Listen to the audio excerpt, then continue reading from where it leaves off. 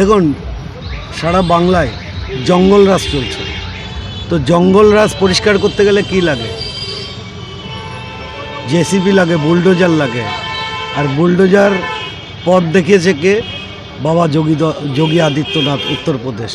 তাই মানুষ এখানেও পরিবর্তন চাইছে। পরিবর্তনের পরিবর্তন হবে, আর এই বুলডোজার দিয়েই জঙ্গল রাজ পরিষ্কার হবে।